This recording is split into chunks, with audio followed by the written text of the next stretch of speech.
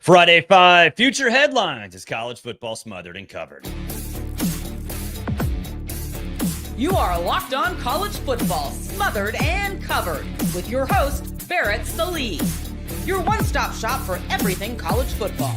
Part of the Locked On Podcast Network. Your team every day. Hey, welcome into today's show of college football smothered and covered. Appreciate you making this your first listen every single day. This show brought to you by FanDuel. You can get a big return. New customers can place a $5 bet and get $150 in bonus bets if that $5 bet is successful. Visit FanDuel.com to get started. FanDuel.com, America's #1 sportsbook. All right, it is Friday. So, of course, we have the Friday 5. We'll do 3 game picks. We'll also do 2 over-unders and, of course, future headlines. I will be going to Oxford, Mississippi for the Georgia Ole Miss game. So we'll have a ton of content from Oxford before, during, and after that game. So let's get in quickly to the Friday 5 picks. Now, I am absolutely floored that I'm saying this. If you have comments, please put them in the comments section. We'll get to them later in the show as well. But I'm absolutely floored that I'm talking about Colorado and saying the next sentence. They could be Big 12 champs. Yes, the Colorado Buffaloes could be Big 12 champs. I know. It scares me too. You look at the rest of their schedule, though. They got Texas Tech on the road this week, Utah at Kansas, and Oklahoma State. They're going to win out, folks. They're going to win out. And it's going to start this weekend at Texas Tech. Of course, the Red Raiders coming off a big win at Iowa State. They will come crashing back down to earth because this is a spot that Colorado has never been in before. Travis Hunter has never been in this spot before. Shedeur Sanders, Deion Sanders as a coach. This is a new situation, but I trust that all of those guys will come up clutch and not only beat Texas Tech, they could beat Texas Tech by double digits. I am that confident in Colorado, even on the road in a place in Lubbock. We know get a little weird. Can get a little weird. It's not going to get weird this week. The offensive line for Colorado has been better. We know what Shedeur can be. And Travis Hunter is going to make a statement for the Heisman Trophy. Look, college football playoff, it's in Colorado's sights. It truly is in Colorado's sight. If they win out, and they enter championship weekend as a 2-loss team, I don't care if they're playing in the Big 12 championship game or not. In fact, it might be better for them if they don't play in the Big 12 championship game. You're talking about a team that, barring something crazy around the country, will get into the playoff. And I say this, we've talked about this, brand matters. They'll never admit it to you. In fact, the selection committee will deny it. They have denied it. They denied it on Tuesday. They denied it during our webinar last week, which was one of the most useless hours I've ever spent of my life.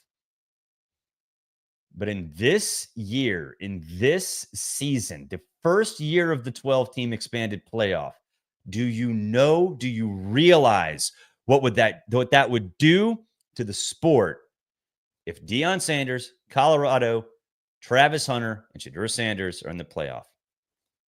It might happen. It might happen. And that run could start this week in Lubbock, Texas. I think they're going to win out. I truly think they're going to win out.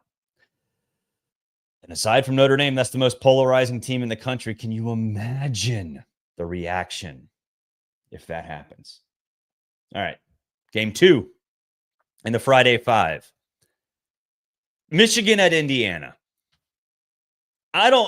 Michigan does not have an offense. They do not have an offense. It is embarrassing how much they've regressed. Now, look, I know all the turnover should give that team a mulligan, and I tend to agree with that. But this is still very bad. This is not just a normal mulligan. This is me slicing one into the woods, taking a mulligan, doing the exact same thing, dropping a breakfast ball, and then topping it and closer to the ladies' tees. And now they're playing Indiana.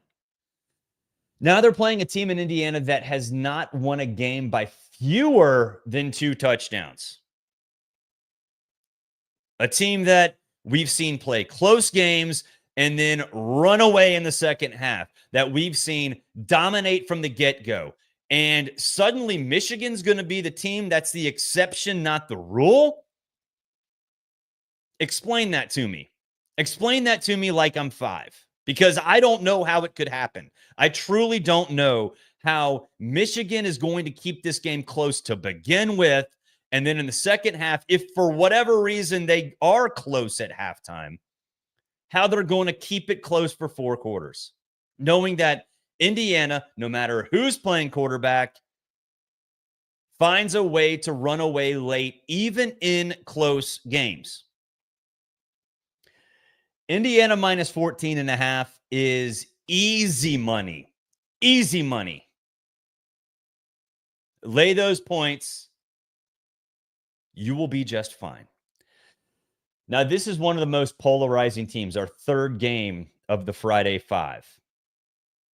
I know Florida's been the subject of a lot of conversation this week, whether it be the Lagway injury that looked like it would put him out for the entire season on Saturday, to the news that, oh, maybe he'll come back.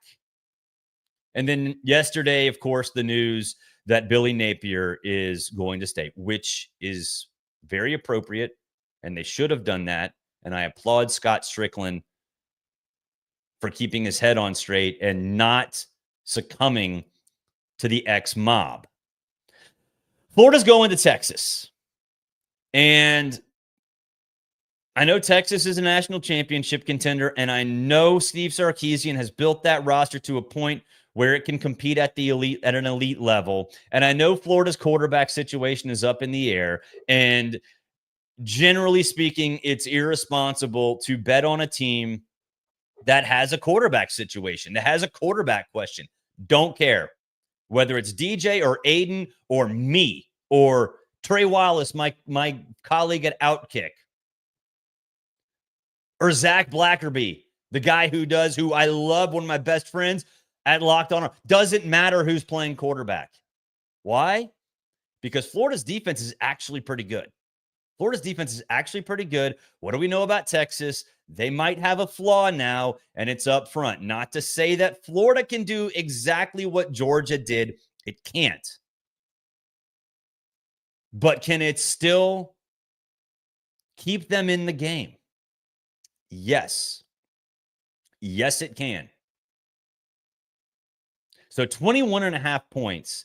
That is, you're saying you're betting a lot on Texas. Not just like the fact that they could win big, but that their second stringers might be able to dominate a Florida team that's probably going to leave its ones in for a lot longer than Texas keeps its ones in if it does become a blowout. You're giving me 3 touchdowns to cash a ticket on Florida. This game, I think it could be a lot closer than the experts think, to steal a line from Lee Corso. Even if I'm wrong, it screams backdoor cover at 22.5. 22.5 points. It could be close. Texas could take its foot off the gas. There could be a late garbage touchdown for a backdoor cover, with Florida leaving its ones in a pretty long time, especially knowing that Napier's getting another season and building depth is important. That line to me is absolutely bizarre. It's like the sports books just want you to focus on Oh, Florida might have a Yale transfer at quarterback. Well, yeah, they might. Maybe Lagway plays. Maybe Billy has some sort of plan to throw curveballs to see. I don't know. It doesn't matter. So give me Florida. Grab those points. You will not regret it. You will not regret it.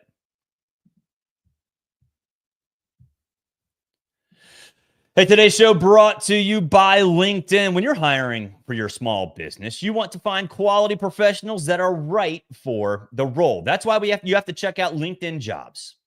LinkedIn Jobs has the tools to help you find the right professionals for your team faster and free. But LinkedIn is not just a job board. No. LinkedIn helps you hire professionals you can't find anywhere else, even those who aren't actively searching for a new role.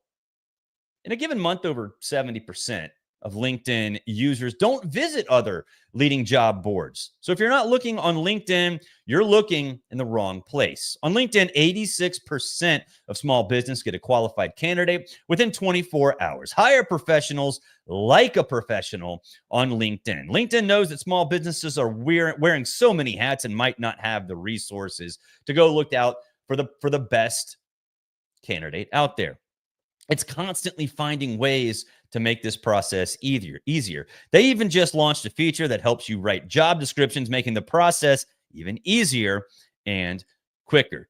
2.5 million small businesses use LinkedIn for hiring. Post your job for free at linkedin.com/lockedoncollege, linkedin.com/lockedoncollege.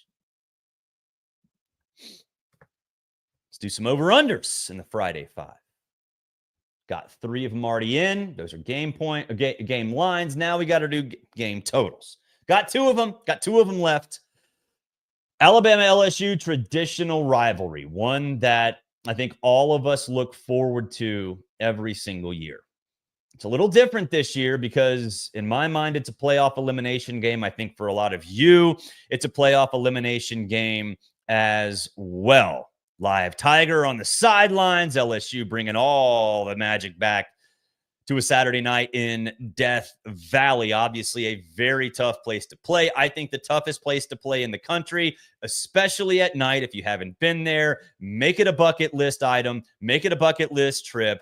You will not regret it. But sports books will regret making this point total at 58.5. 58.5. For a game that includes an Alabama team that is extremely undisciplined, an LSU team that has a little bit of problems running the football, and a quarterback in Garrett Nussmeier, who last time out in the second half, erratic is probably a nice way to describe what he was. Okay. First of all, I think LSU is going to spring the upset. But that's not what we're doing here. We're going to attack the point total. And look, there are a lot of folks out there. Look, I don't like to do first half over, first half game line, first half spread. Like, you want actual content. If I was giving you creative lines, I would say under in the first quarter. But we're going under 58.5. And the reason I say this is Alabama's undisciplined. That's been the problem all year. Penalties have been a problem all year. Now, they've also been a problem for LSU. So you're going to have that industrial truck sound going off all game. Doot, doot, doot. A 3rd and 5 is going to turn into a 3rd and 10. A 1st and 10 is going to turn into a 1st and 20. It's going to happen a lot. It's going to happen a lot. For both of these teams, it's happened. But here's the thing with Alabama. They are so disorganized that Kalen DeBoer even had to say they're going to get back to the little things like getting to meetings on time. Nick Saban might actually murder somebody for getting to a meeting late. You got Malachi Moore kicking footballs off the line of scrimmage. You got players taking dumb penalties late in games out of frustration. even though they could cost them the game. It happened against Tennessee. So undisciplined football by Alabama. That's why I think Alabama's going to lose the game. But we don't know what Garrett Nussmeier is going to do. His head might not be screwed on straight. That second half at Kyle Field 2 weeks ago might be something that lingers. Their defensive line, good but not great. Bends but doesn't break. So you're going to see a lot of field goals because of that. 3s instead of 7s. 58.5 under. You're talking about games that could be, if you're going to cash a ticket for over, you're saying this game is essentially going to be played in the 30s. How on earth could that be the case? There's no way. There's no way this game gets played anywhere close to the 30s. So give me LSU and Alabama under 58.5. I know unders are boring, so we're going to give another. Washington at Penn State, 46.5. Under again. Penn State's got a quarterback situation. Even if it's Drew Aller the whole game. What is there to suggest that he can stretch the field deep? I thought he could, but James Franklin, using Drew Aller, is reluctant to let him stretch the field deep. Why? Because they don't have any receivers outside. Got a tight end. They don't have any receivers outside. So even if they dominate Washington, and I do think they will, it will be a lot like last week. Even in a loss to Ohio State, you know what the game plan was. Try to build a 10-point lead and then deflate the football. They couldn't do it against Ohio State. They can do it against a reeling Washington team. I don't know how this game even gets to 25 total or a 30 total. And we're going to talk about 46.5. Nope. Not happening. Not happening. It's going to be ugly, old school, Big Ten football, including a team that used to play finesse football out west in the Pac-12. With that said, it's still going to be pretty fun. One of those secret fun games that we might see this week. I know if you like offense, it's not going to be for you. I like defense. Defense is actually pretty fun. We'll take a break. When we come back, future headlines coming up on the show. Today's show brought to you by Robinhood. With Robinhood Gold, you don't need a silver spoon to eat up financial favors of the 1%. Robinhood Gold allows others to get the rates and perks usually reserved for high society. Now, the resourceful individual with Robinhood Gold can earn very liberal rate of 4.5% APY on uninvested cash and be rewarded with a handsome 3% retirement boost on an IRA account. Robinhood Gold provides the privileges of a high net worth individual for any net worth individual. These generous benefits are now available for only $5 a month. The new gold standard is here with Robinhood Gold. Sign up at Robinhood.com/gold. Terms apply. For product-specific disclosures, visit Robinhood.com/gold. Investing involves risk. Rates may change. Gold membership is offered by Robinhood Gold LLC.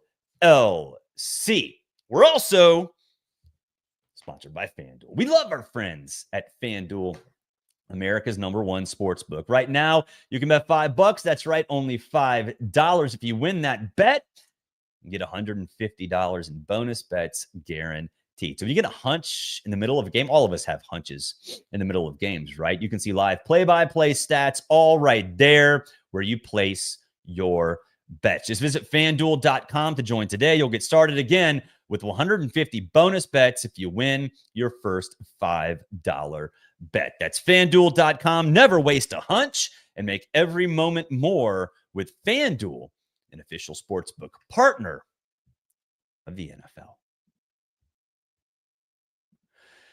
Hey, don't forget you can join the subtext group. What's a subtext group? Well, it means you can sign up, use promo code college, and you can text me. I can text you. We can have a chat like friends, or you can tell me how stupid I am, because I love being told how stupid I am. I hear it all the time. In fact, that's one of my favorite parts of this job. The link is below. Whether you're watching or you're listening, it's right below. Go check it out. Subtext group. Use promo code college. All right. Time for future headlines. I don't know how many of you are old dudes or old ladies like me. And I say old in kind of a joking manner. I'm 44. If you're under 40, you might not know this musician. His name is Billy Idol, and one of his best songs is Rebel Yell.